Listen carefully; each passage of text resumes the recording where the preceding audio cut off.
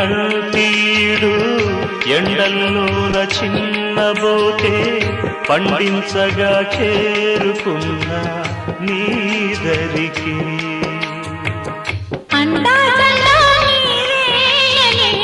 పండగంతా నాదేనని ఉండి ఉండి ఊగింది నా మనసే.